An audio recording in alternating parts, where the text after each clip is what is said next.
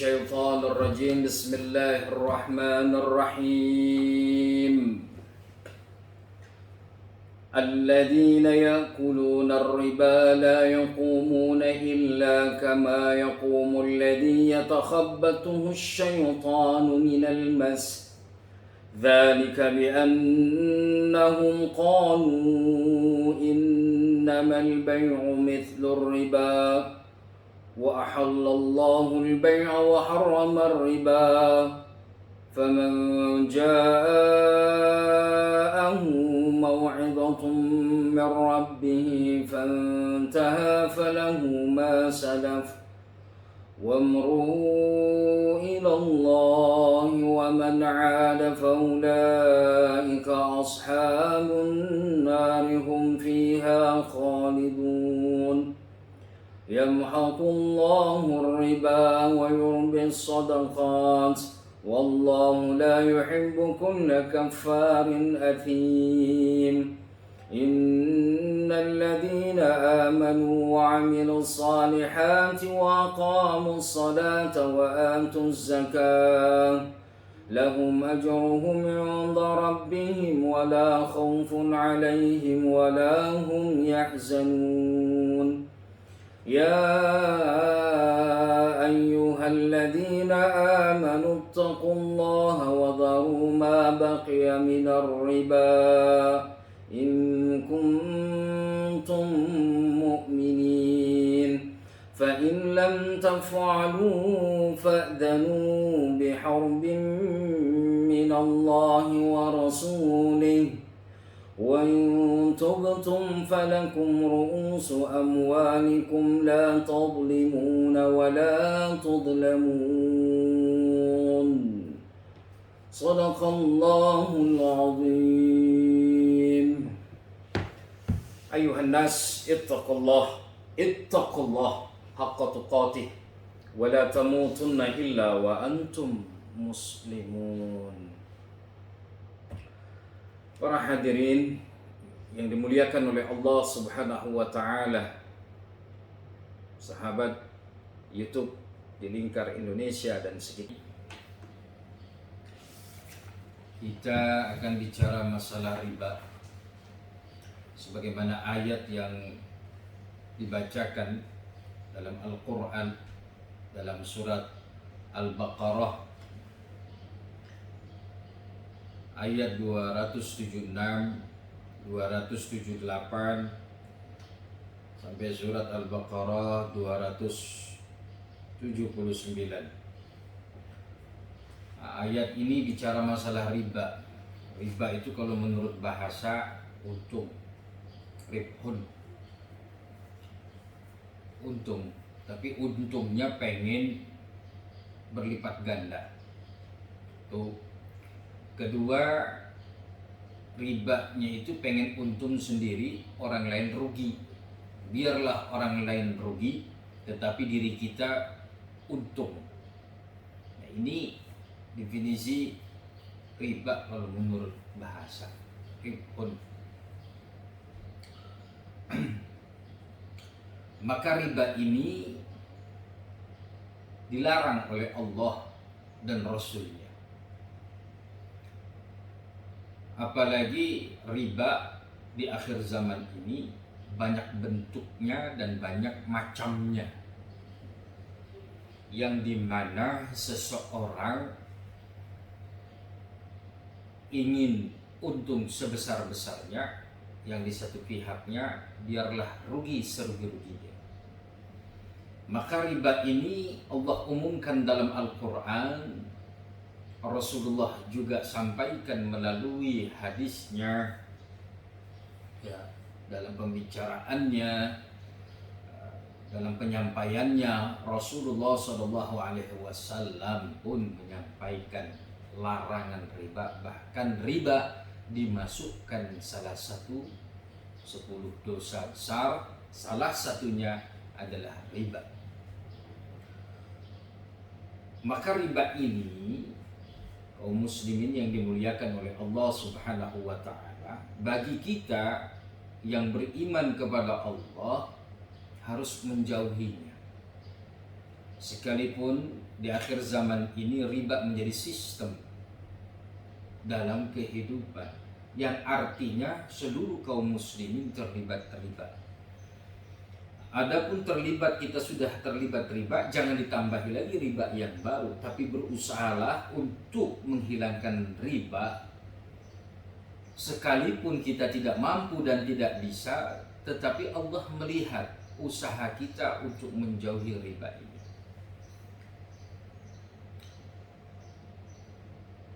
Karena riba ini Allah Subhanahu wa taala berfirman dalam Al-Qur'an, yamhaqullahu riba wa yurbis shadaqah.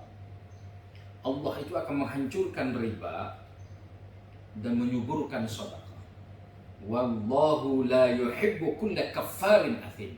Dan Allah tidak menyukai, ya kan, setiap orang ketetapan dalam kekafirannya dan ketetapan dalam berbuat dosa. Artinya kita kaum muslimin gantilah riba itu dengan sedekah. Sedekah itu wayur bis sedekah, Allah akan menyuburkan sedekah dan Allah akan menghancurkan itu riba. Artinya kalau kita meyakini dan percaya sebaik-baiknya keyakinan kepada Allah bahwasanya sedekah yang kita lakukan Allah akan ganti berlipat-lipat ganda. Investasi yang tidak pernah merugikan dan mengecewakan, maka itu akan menjadi solusi. Yang dimana kita bersedekah, satu kebaikan akan diganti dengan 10 kebaikan. Dari 10 kebaikan itu akan dimunculkan 100 tangkai. Dari 100 tangkai akan ditumbuhkan lagi 700 kebaikan. Dari satu kebaikan. Bagaimana ada 2 kebaikan? Bagaimana ada 3 kebaikan? Bagaimana setiap hari, setiap detik kita selalu berbuat baik? Maka kebaikan itu akan selalu mendatangkan kebaikan dari Allah Subhanahu wa ta'ala. Memang riwayat riba ini awalnya kaum muslimin tidak mengenal. Awalnya kaum muslimin tidak mengenal riba. Di mana pada saat Rasulullah SAW, saya akan sampaikan riwayat awalnya riba dan diperangi langsung oleh Rasulullah SAW tanpa ampun. Awal-awal histori sejarahnya riba, di mana Rasulullah SAW beserta para sahabat hijrah ke Madinah. Awal ketika di Mekah, Rasulullah SAW bersama sahabat tidak pernah mengenal riba. Sekalipun jahiliyah, orang-orang kafir Quraisy, tapi mereka tidak mengenal riba. Nah, Rasulullah dan para sahabat pun tidak mengenal riba pada saat di Mekah Al-Mukarramah. Nah, pada saat hijrah ke Madinah, di saat hijrah ke Madinah, beberapa lama Rasulullah SAW tinggal di Madinah. Para sahabat, orang Ansor, para Muhajirin, terlihatlah desas-desus bahwasanya mengalami krisis. Begitu dipanggil oleh Rasul, Utsman bin Affan, para sahabat, coba kalian teliti dan selidiki apa sih yang terjadi.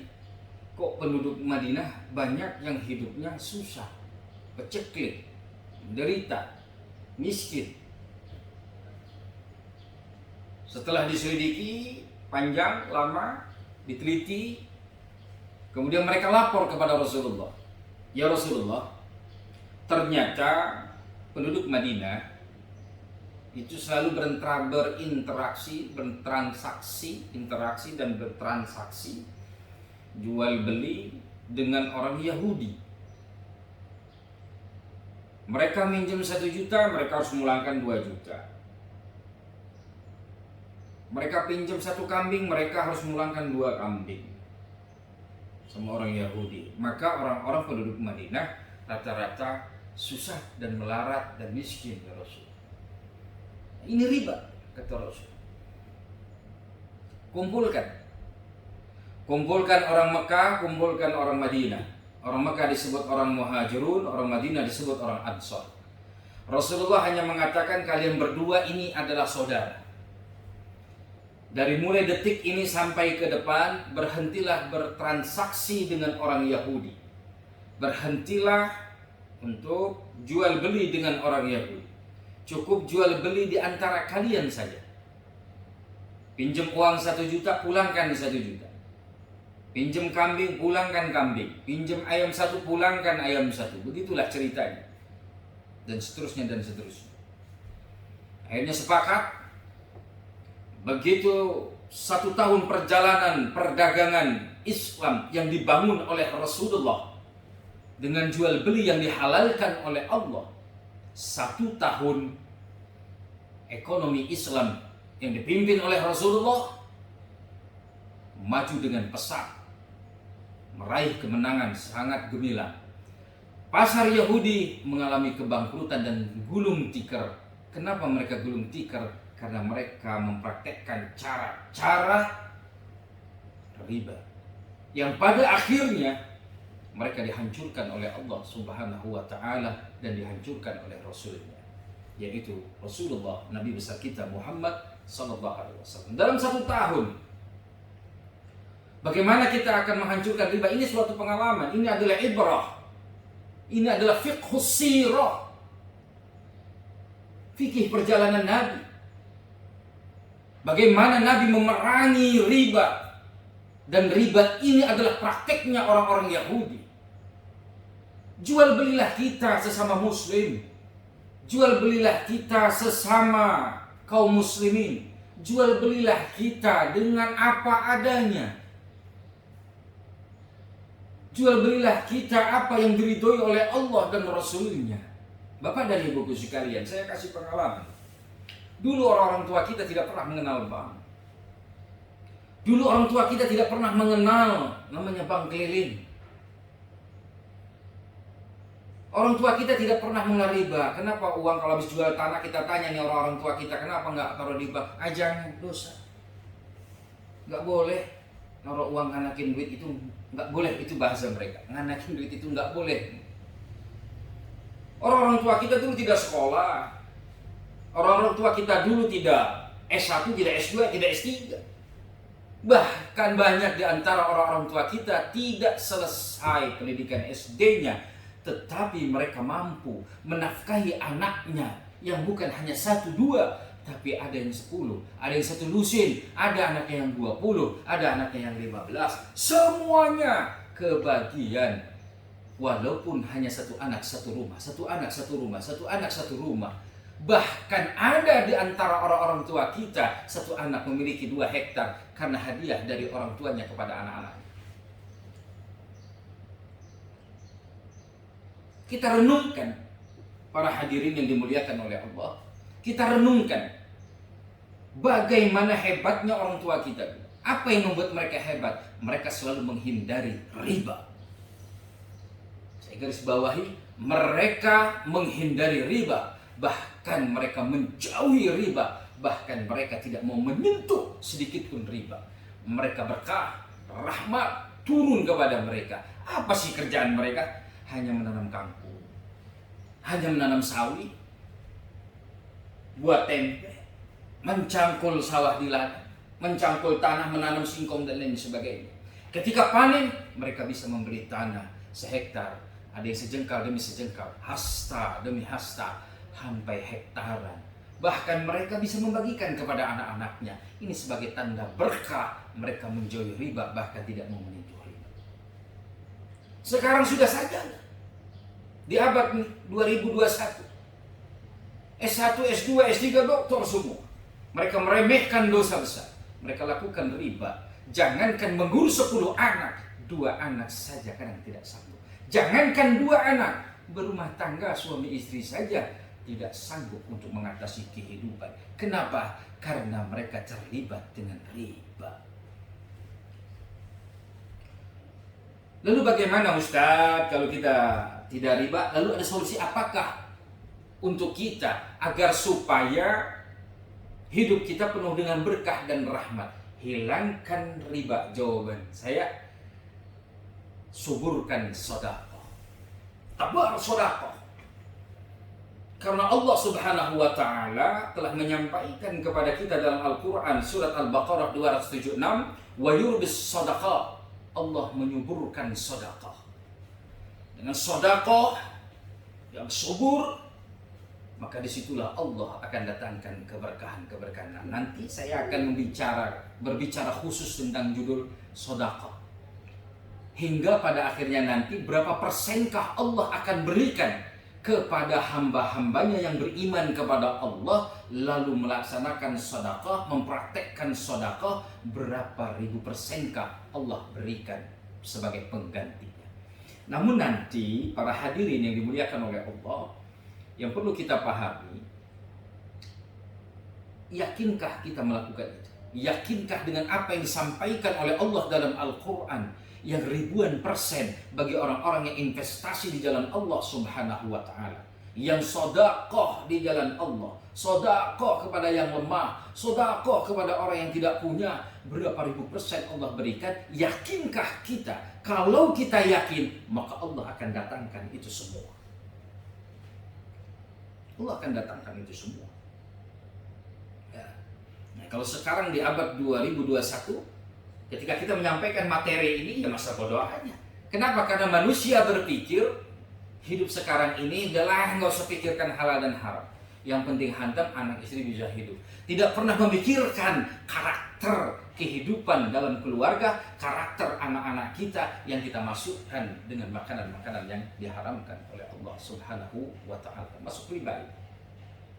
Sampai dalam Al-Quran Allah sampaikan, alladzina ya'kuluna riba la yaqumuna illa yaqumul ladzi yatakhabbathu syaitanu minal mas.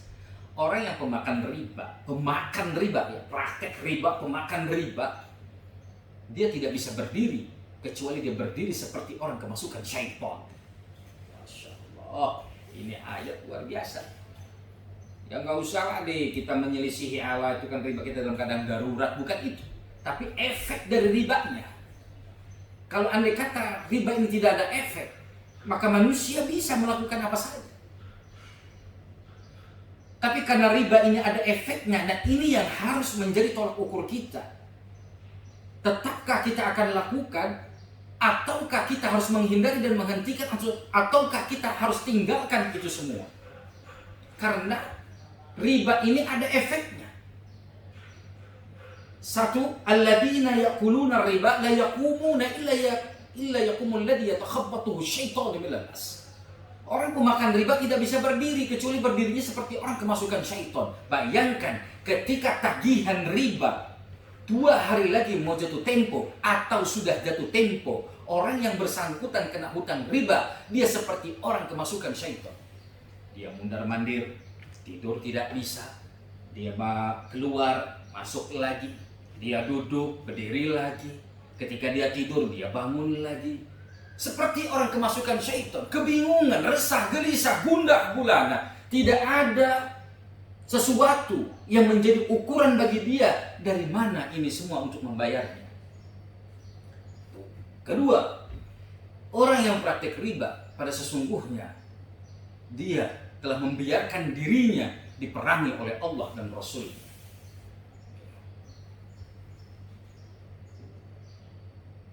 Ini yang terjadi. Di dalam surat Al-Baqarah 279, fa illam taf'alu fa'dhanu biharbi minallahi wa rasul. Jika kamu itu tidak bisa meninggalkan riba, fa'dhanu, maka kamu itu sebenarnya sedang membiarkan dirimu berperang